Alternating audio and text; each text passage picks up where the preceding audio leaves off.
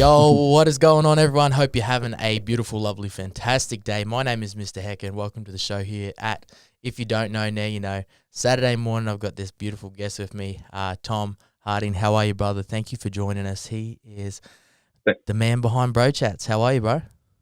Man, thanks very much for having me, bro. I really appreciate it.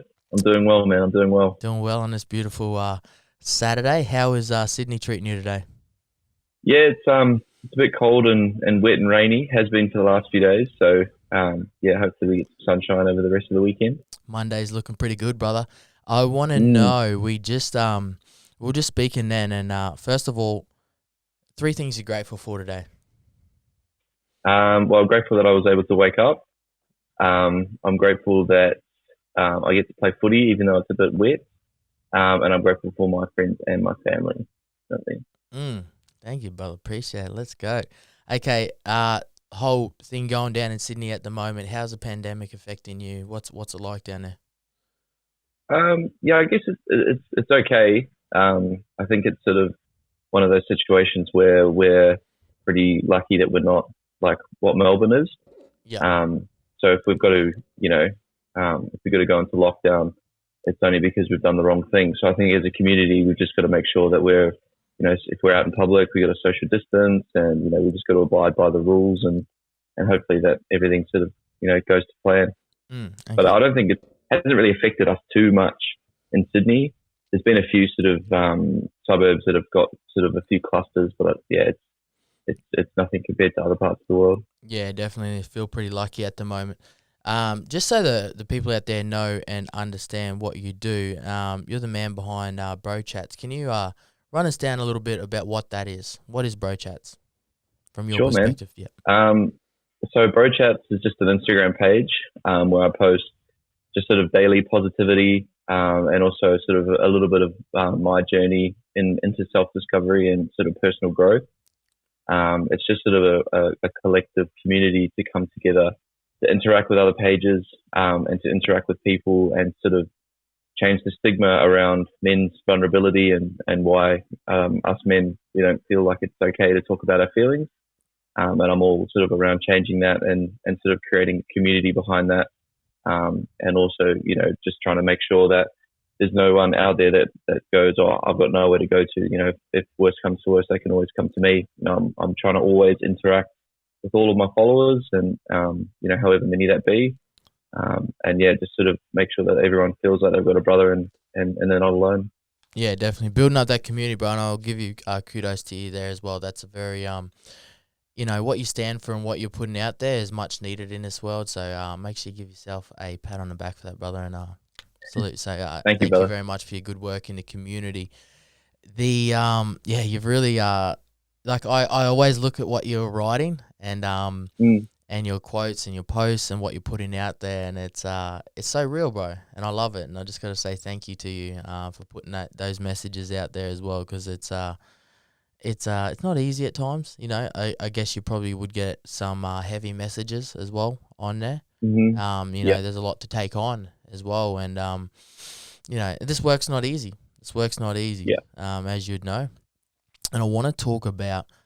We just spoke before about the week that you've had. Let's dive into. Obviously, you probably haven't had the best week that we know. We all have these weeks, and I legit had one as well this week where it wasn't one of my greatest ones. But we have them. Yeah. And how's this week overall been for you? Like, what were some challenges for you this week? Well, I think it's sort of started on Sunday. I had a nice lunch with my partner and my family, and then my partner and I decided to just go and have a few drinks at the local pub. And I got a little bit carried away to the point where I slept in on Monday, so I didn't get up and do my normal morning routine. And then I was a little bit hard on myself, and then it was sort of just this tunnel vision of negativity. So it was sort of like as soon as I missed that first step on Monday, it just threw everything out. And I just started to, instead of, because I always like to see little gratitudes and, all the positives in my day. But yeah, after Monday, I just really struggled to sort of realign myself and identify what I was grateful for each day and, what I was looking forward to. And it was just this constant negativity, this constant just beating myself up. And I felt like I was going back to, 2016 Tom, where it was just all over the shop. Yeah. So Yeah, it was a tough start to the week, man. It really was. That was one of my lessons from this week was momentum, man, and Mm, it's so important, especially waking up in the morning. I had a couple mornings as well where I just let myself sleep in and I did a little bit less and I didn't eat good or things like that.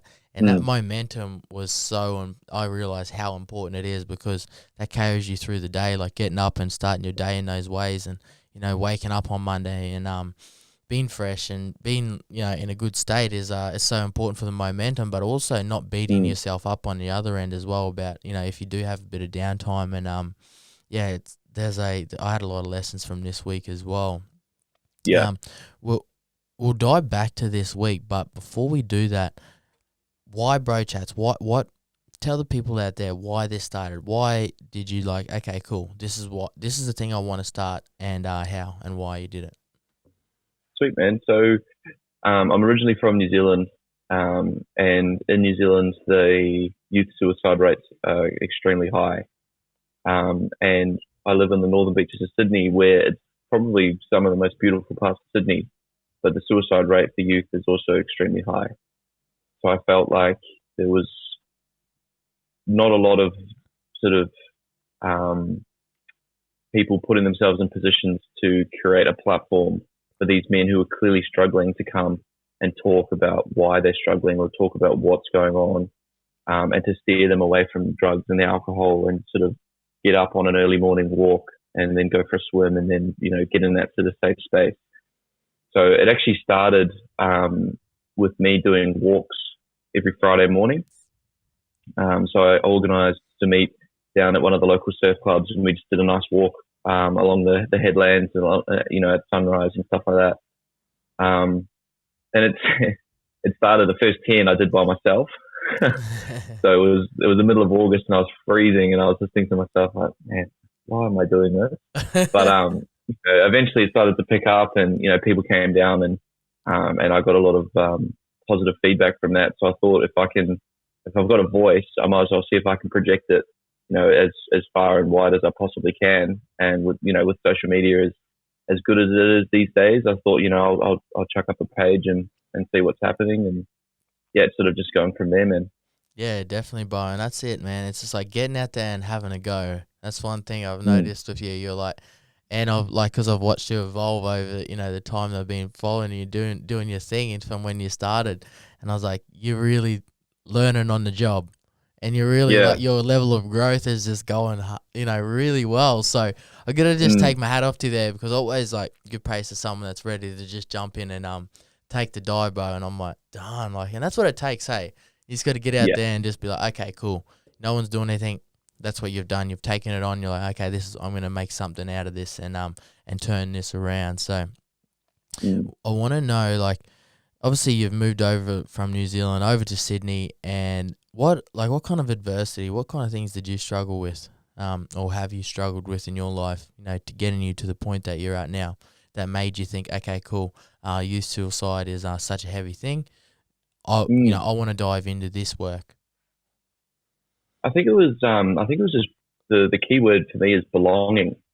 I felt like it was very, because we moved around heaps when we lived in New Zealand, but we also, obviously coming from a completely different country, we didn't have any connection. So I had to make friends, and I felt like the Aussie way of life was a lot faster than New Zealand. So I had to sort of make up pretty quickly who I wanted to be, and how I was trying to make friends, and it sort of always ended up with me having different, foot in a different circle. So I had about 4 or 5 groups, but I never had that solid group of friends. So I was always sort of like on the fence, and I always sort of felt like I didn't really have many friends. So I think it's sort of, yeah, I think it was just belonging and realizing that I knew that I was a good person, but I was sort of not being myself. So I was sort of always trying to be someone else. And then those people would like me for that. And then when I started to be myself, then I started to lose those friends because they only liked that one version that I was giving them. And so I sort of felt like, even though that I had, I suppose you could call it popularity, but I was just always alone because I just felt like I was getting these friends based off a lie. You know what I mean? Man, you legit just summed up my story as well. I had a very similar situation, but I was listening. I was like, That's me. Because I moved around a lot as well, so I had to really wear a lot of different masks, and I fitted into a lot of different groups, but I never actually legit belonged to one group. I kind of did at times a point, but it took me a long time, and that's what, going off what you said, like belonging, like it's so, and this is where I'm like, man, community is so important because it's important to have those people around you, to hold you, to be there for you, and the whole mind frame around people like, oh, fuck it, I got it, I'm all good by me, I'm all right. That's not for me. They know it's for them, but they just don't want to do it yet. How did you find yourself like in that time? Because trying to figure that out. Was there a moment in time where you figured this out? Because for me, I knew I was a little bit weirder than most people. I was like, not weird, but I was like a little bit like I come from the country. I was a little bit different, and I was living in the city and stuff like that. And it was like things are a bit slower out there. The city's quite fast, and I didn't quite fit in anywhere. So I was always trying to be someone else and trying to look how they looked, or play how they played, and talk how they played. And I come to a point in time, I was like, you know what, fuck it. I'm not like these other people. I'm just gonna be like me. I'm a little bit weird and quirky. They can just have this, or that's it. They're not my people. Was there a time? I guess it was sort of when I was starting to leave school, and I moved away down to university down in Canberra, and I sort of was just like, I never really had that. Again, I had to make a new friendship group down there. I was playing footy down there and stuff like that, and I think it was just sort of, I never really kept in touch with many people from my high school that I just left. So it was sort of like, if I really had those true connections, then, we would be staying in touch, but there wasn't a lot of that. So I was sort of like, okay, well then I'll move on to the next group. And then I had to make friends with them. But then during the uni holidays, I'd never really keep in touch with them either. So it was sort of like, I was just like on my own. I was just like, okay, you know what? I'm just going to just be myself, and the right people are just going to have the faith that the right people will come to me. And that whole, your vibe attracts your tribe, that sort of saying really came into fruition. It was just sort of like, if I'm just myself, then the right people will find me. And then when we can sort of get that sort of real connection going on. That's so true, man. And it's, you really start to find out who's with you and who's not with you when you start being yourself, your true, honest self. Hey, and like people are worried, like your circle might clear out. Like you might end up with 2 people left when you really start being yourself. But those 2 people are enough. You might end up with 1 person. You might end up with 0. But what will happen is you will attract the right type of people when you start being your true, honest self. And that's where those relationships build, as where everyone's worried about losing all the people that actually don't serve them and aren't there for them. And it's like, that's right. When you start being yourself, and all the right people will come to you. I'm such a believer in that as well. And it's I'm in a good spot now where I know, the people got me. Yeah. The people got me. It's hard. Yeah. Like, and there'll be people that listen to this and they'll go, oh, like, I wish I could do that. And you just got to have faith. And it's a weird thing because not a lot of people believe in certain things, and, they're not, a superstitious person. They might be a religious person or whatever it is, but you just have to have faith that, and it's not saying that you're surrounding yourself with bad people. They're good people too, but they're just not matching your energy. So it's you obviously still want to see them be successful, and, you still want to see them, go on in life and enjoy life and stuff like that, but they just don't have to do it with you because they're not matching your energy. Yeah. So don't think that you've just got to go, fuck them all. I'm not hanging out with anyone. You just have to have faith that the right people with the right energy will stick around, and the other ones you can still support from afar, but that they're not quite, what you want in a circle.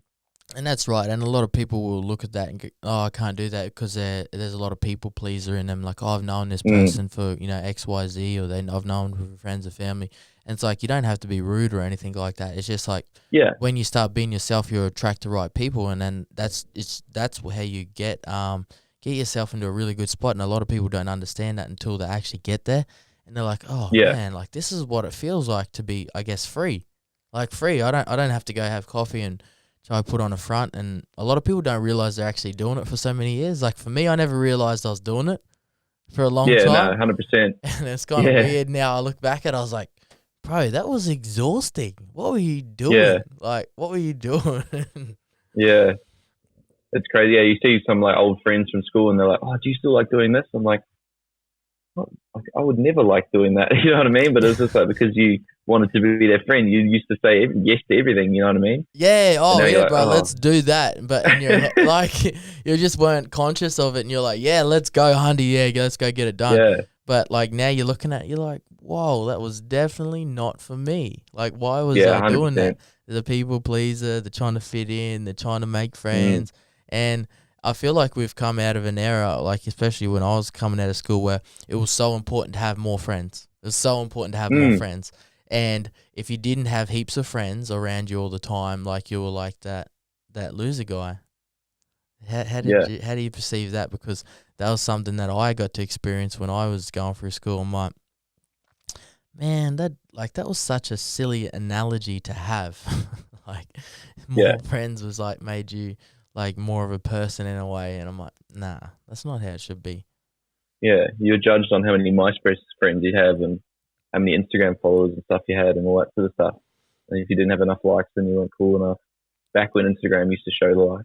Yeah, back in the day, hey, it's and Yeah. just leading into that as well. What's your whole take on social media these days around like the positive, negative effects and results of it? How do you see it, and what are some good and bad traits about it that you feel today? I think, to be honest, I'm 90% for social media. I think it's fantastic. I think without social media, you wouldn't be able to interact. Like to be honest, I know that we have the same energy, myself and you, but without social media, we would never be in this situation. You know, and Yeah, it's crazy to think that because if I walk past you on the street, I would say, oh, there's a pretty good looking guy, blah blah. He's got a good energy about him, but I don't think we'd ever sort of connect like we are now. oh no You know what I way, mean? man. But now I know that if I go to the Gold Coast or if you come down to Sydney, bang, that's us for a coffee or for lunch or dinner or something. You know what I Yeah, mean? exactly right, bro. And that's like, I'm like, man, and like even being able to like see what you're about on your social media and stuff like that. I'm like, Mm, man, you align exactly with, you're saying that's the guy I want, and he needs to be around yeah, me because we have the same energy, we're about the same thing. I'm like, bang, done. And then yeah, it got, and we get to be here as well. And I feel like that's social right. media, like I play a game when I meet people as well. I might show us your feed and I have a look at it. You can usually Mm, tell a lot about the person, about what they're watching and what they're attracted to. Because if yours yeah, is just all booty pics and stuff, I'm like, okay, cool. Mine's all like it's taken me a good year or so to clean a lot of mine out, mm, and make sure that what the content that I'm consuming is actually really good for me. As we're now, yeah, like I mine's really good. Like if I'm scrolling from my phone, generally 80% of the time it's good for me in a way. You yeah, can overload, but the content that I'm consuming or the people that I'm looking at or whatever videos I'm watching, pictures I'm seeing, are in a good way. In a good way. And it's just like yeah, cleaning out your environment as well. That's so important. Um, yeah. I And want that's to. it's a choice. Like your social media is a choice. You choose to follow people, and then if you don't like what they post, like instead of berating them or sending them a message or telling them that what they're doing is you should just unfollow them. Yeah, Like it's pretty simple. You're hitting that button saying I want to follow this person. So if you follow that person but you're not supporting them, then what's the point? yeah, So I think people need to stop using social media so negatively and start using, if you just use it more positively for positive change, then it becomes a good tool. But obviously there are negative connotations surrounding it, with people, um, especially with younger kids having social media and getting tied into talking to people that they shouldn't, and the whole stranger danger thing and all that sort of stuff. It does come a bit taboo. But again, if you're a parent, then maybe not have your kid on social media until he's mature enough to understand it. yeah, and that's it. Just educating around it. Hey, Hmm. oh, I want to know, like, what was your childhood like, bro? Like growing up in New Zealand, moving around. Like, what was that like for you? Well, we had a really good childhood, to be honest. Yeah, Like it was good. Mum and dad sort of always made sure that we had the best of what we had. yeah, They both had good jobs, and dad's job, um, we moved around because of dad's job quite a bit, and he was the reason we moved to Sydney as yeah, well.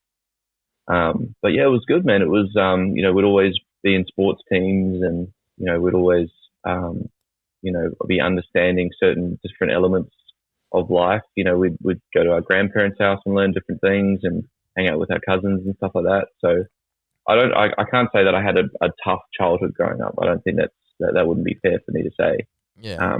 But I think personally, the way that I grew up was the reason why I think I was affected by mental health stuff. It was nothing to do with my environment. It was just the way that I was and the way that I wanted to act, and all that stuff led me down the wrong path, I guess.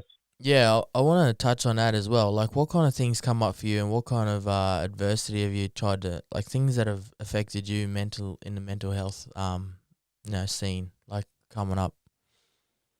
Yeah, I think when you, like, moving over to Australia and then having all of my family in New Zealand, like, we lost my grandmother, and I never got to say, like, a proper goodbye to my grandmother, who was, like, a massively influential person in my life, as well as I know in my sister's life, definitely. And then again with my two granddads as well. So it was having that. We had that family, but it was on the other side of, not the other side of the world, but it felt that long, when you're a kid growing up. Yeah. So I think not being able to see my family on a regular basis was pretty tough, and not sort of having that extra sort of that voice for that, bit of guidance, or that, that bit of love that, your grandparents give you, Yeah, because everyone loves your grandparents. You can't wait to go to your nana and pops, because you get fed well, you get, looked after, loved, and, all that sort of stuff. And you're put on a massive pedestal, like, no matter what you do, everything is amazing. Yeah. So, it's always nice to have that sort of thing. You can't mess up at Nan's place, hey? You get treated like, if you're going to Nan's place and you're getting the smack, I'm like, oh, come on, man, what were you doing? Like, come on, bro. 100%. Yeah, and that definitely would have been hard, I guess trying to navigate that at a young age as well, especially being in, in Australia at that time. And was that like one of the first times you had to deal with death, like, I feel like a loss, someone close? Yeah. Yeah, so my grandmother passed away with bowel cancer when I was in year 7. Yeah. Yeah, year 7. And that was tough because it was sort of like, you don't really know, like, when death comes around, you're like, oh, like, that's okay. Like, I'll just see it next time we go to New Zealand. That's sort of, you're not fully there. And then we had to go to a funeral, and I got my younger brother and my older sister, and I'm sort of looking at them, and they're getting really upset, and I'm sort of not quite, I'm like able to piece together like what had happened. And then it was just, it just came pretty real. And it was just the idea of never being able to see that person again. And then also never been, able to have that sort of last conversation or whatever, it may be with that person was also tough to swallow as well. It really changes your perspective on life, hey, when you know that. And sometimes it does take a long time to sink in. For me, it's taken, like, there's been times I've had to deal with death, and it's like, I lost my nan as well when I was in high school. And it's one of those moments where you're like, you don't know how to feel. For me, that's how it was. And especially, being in grade 7, it would have been a little bit of quite a shock, and it may have taken a long time for you to sink in. How was that, man? Because that it was tough, man. It was it's just confusing. It's just confusing, and it being my dad's mum. My dad's like one of the most sealed off, like, tough as they come sort of guys, where emotion doesn't really come easily with him.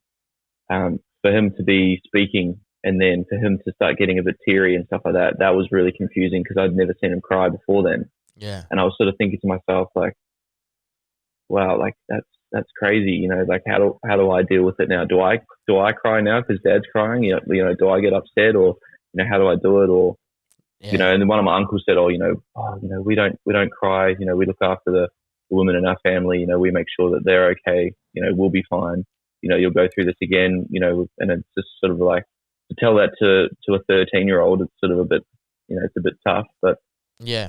You sort of, at that time, because you're looking up to them as well, you sort of go, yeah, okay, no worries.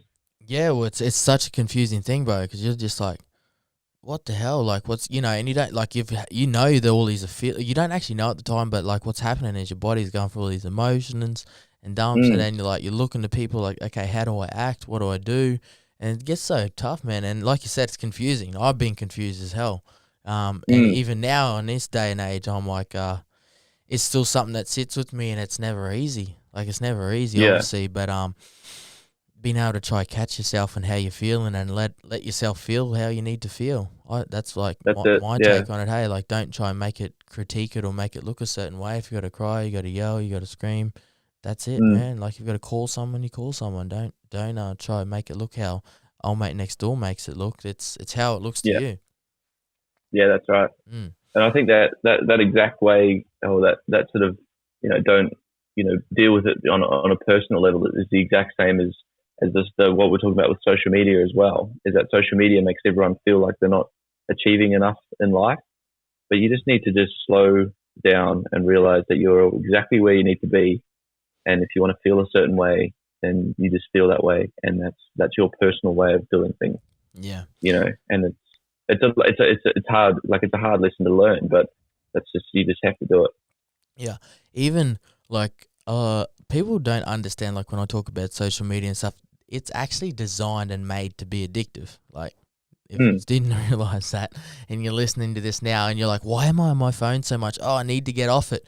They've purposely designed it, like by the sounds, the way things are placed, everything, the design, where the pictures are placed, where the buttons are put. It's all designed to be addictive. The way that what content they try to push out there, what they advertise, the whole lot is made for you guys to be addicted to it and get dopamine fixes out of it, and use your phone, use Instagram as a that's the void that's going to fill the happiness. So they want you to get their happiness from their platform. That's what it's designed to do. And on the back end of this is where people don't realize, like, having a break from social media is important. And I want to have a talk about that with you. Like, what's your take on that as well? Like, because sometimes it's so important just to be able to, like, cool, I got my shit, I'm just going to switch it off today and enjoy some time and be present with some people. Yeah. I think it's definitely good to have a break from social media. I think because at the end of the day, as much as some people may not want to hear this, no one really misses you if you take a few days off. No one's going to sit there and go, "Oh my God, why hasn't Tom posted anything yet?" Because they probably won't even notice. They honestly won't notice. So it's literally, if you just take a weekend off or a week off, they will not notice. So when people say, post up on their story, I'm taking a week off, like, see you when I'm ready or whatever. So that's all well and good, but I know that you won't do that because you're only posting that so people go, "Bro, you're all good." Yeah. And that's tough because people want that. Again, they want that feeling of feeling wanted and looked after and stuff like that. Yeah, the validation and seeking all the things. Yeah. And even me, I had a week off the other week. I think I had like 5 days. I just stopped, but I was posting like all this shit flat out, and I was like, okay, cool, I need a rest. That's all good. I was like, it's not going anywhere. I'm like, I just didn't worry. I don't need to post anything right now. It's all good. I'm having a break. And you like you said, a lot of people will get on there and validate why they're having time off, and I'm like, you don't need to tell me you're having a break. I'm not paying your checks. Like, this isn't a like, just have a break. You're not putting a time slip in. I'm like, oh, Tom didn't check in last week. He's not getting paid. Yeah, okay. He didn't apply for leave. No, sorry, brother. So you need some time. We all do. We all need time.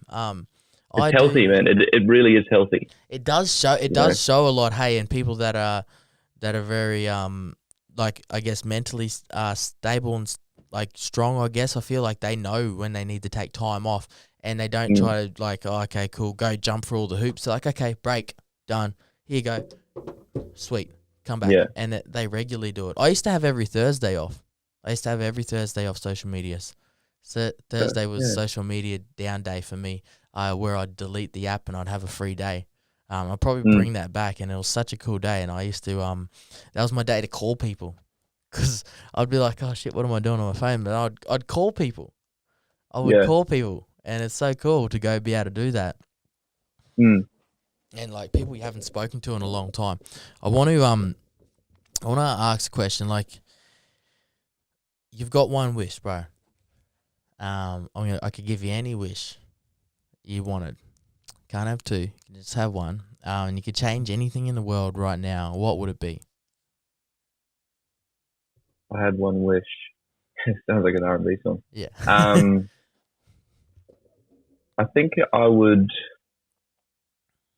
I think I would change the way that the youth are taught on how to love themselves.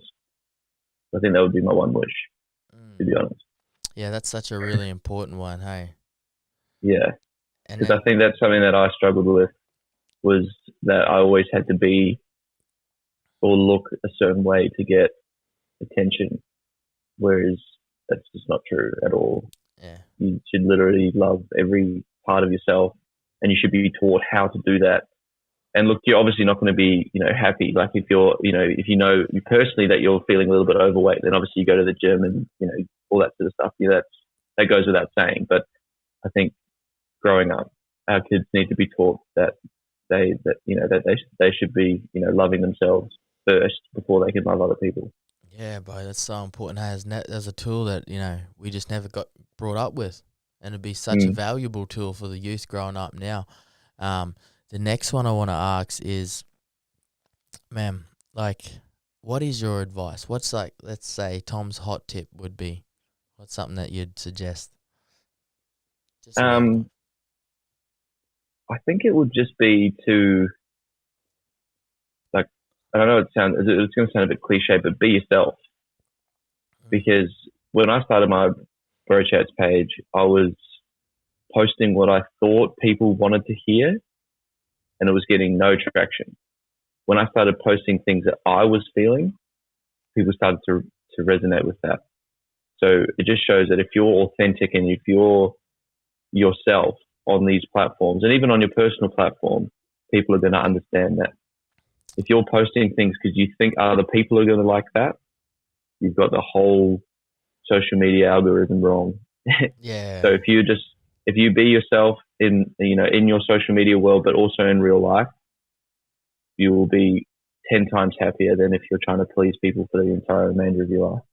Definitely, bro. That's such an important lesson. Like I always say, the best thing you can be in this world is yourself. In a world where you can be anything, the best thing you can be is yourself. And that always resonates. And people, just even on the back of that, talking about Instagram and social media platforms and people building platforms and communities, etc.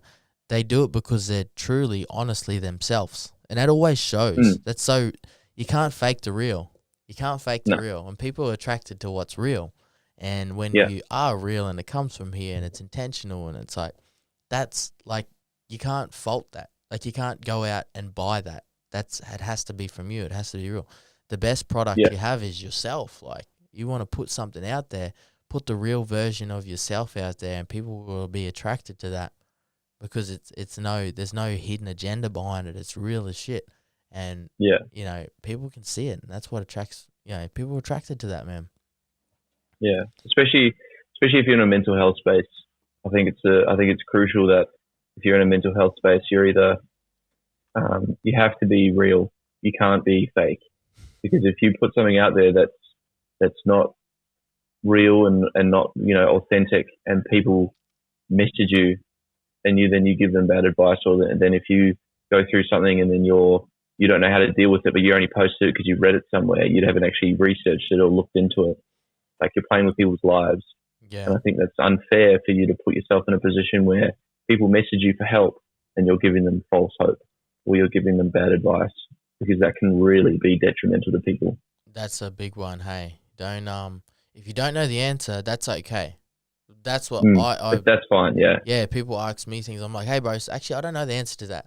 I've had people in the past talk about relationships. I'm like, man, probably not. I'm probably not the person to ask about this. Maybe X, Y, Z. I'm not a relationship person. I can give you some advice, but just let you know, hey, it's coming from me. I don't know much about this area, and that's important as well. That's an important part of the education and part of the puzzle as well. Is you don't have to have all the answers as well. Yeah, and it's okay to mention to your friends or your family or whoever it is coming to you for support that, look, you may not know all the answers. I can give you my best opinion and advice. But here it is. Here's what it is. Here's what I think. But yeah, being very transparent in that is Yeah. important. I Because I think for me as well, like I get people messaging me all the time about, hey, like I suffer with anxiety. You know, what do you recommend for me to do, or what do you recommend for me to, you know, to do, and how do I get better and stuff like that. And I always say, look, I can give you a personal remedy that I know that helps me. But at the end of the day, if you try this and it's not for you, then I do recommend that you see a professional, because I'm not a psychiatrist. I'm not a counselor. You know, I'm not a professional in this space. I'm just giving you my journey. I'm giving you the tips that I use to help me when I go through my mental health battles. So it may not work for everyone, and I completely understand that. But I'll never shy away from telling people if they really need help, they need to go and see a professional. I understand that my whole vision is to make sure that no one has to see a professional, and that, you know, healthy eating and exercise, daily routines, things like breath work, meditation, that'll help you. But if you're really struggling, you should always go and see a professional. You know, and some people go, oh, well, you know, are you too good to reply to me? Or, you know, I thought you were meant to help me, you know, blah, blah, all that sort of stuff. And you just have to just, Yeah, you that's know, it. Like people are always you're always gonna have backlash. People are not always gonna be mm, happy, and you know you're gonna get those messages regardless because people would want, you know, if you don't reply back straight away, they're gonna be pissed off. And it's like, hey man, like we're mm, living lives too here. You know, we're not some, you know, Buddha living on a hill just being able to get back to everyone ASAP.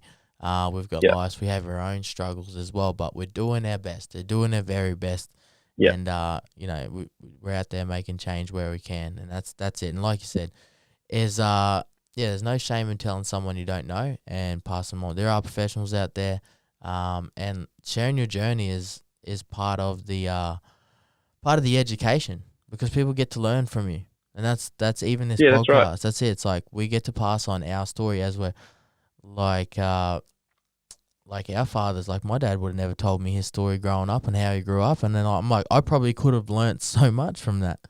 Yeah, 100%. Mm. No, I agree with that completely. It's so You know, important. and that's fine. Like I'm always humble enough to learn different things. You know, like if I say something and then people go, actually, bro, this is actually how it's said, or this is actually what it is. I'm like, oh man, thank you so much. Like I really appreciate that. Like I'm never stubborn on that. You know, I always want people to not correct me always, but you know, if I have said something wrong, or if I'm not correct in a statement, I'm always, you know, happy for people to tell me that what I said was not the right thing, or you know, things like that, because I value everyone's opinion. You know, it's Yeah, just whether or not I choose to, you know, intake it. consume that. Yeah. Yeah, it's like you got to have a filter on as well at the same time, definitely. And I always look, I'm Mm, like, okay, who's telling me this? Okay, cool, take it in. You know, this, you know, I probably need to take that advice from that person, evaluate it as well. yeah. You can't just take on everyone's opinion and be like, Mm, oh, cool, because it can weigh you down. You'll just get of heavy. course. You Yeah. just can't like take on everyone's shit. It's just going to be too Yeah. much for you. But yeah, definitely everyone's opinion is validated as well. And playing in that Mm, student mindset where you're always open to things as well, as that's where yeah. your growth comes into play, because you'll be able to, yeah, okay, cool, take a lesson, move on. That's what we do. Yeah. 100%. Mm. Well, bro, guess what? I'm not going to hold you up because I know you've got to get to footy today. And we're gonna wrap it up there. I want to know, have you got a quote or a tip today? What's a quote for today? Have you got any quotes for us today off the top of your head? I'll put A you on the quote for spot. today. I guess. Um, I guess if you're going to do one thing today, it's do something for yourself. And then once you've done that thing for yourself, be kind to someone else. And if you see someone without a smile, make sure you give them one of yours. Bang.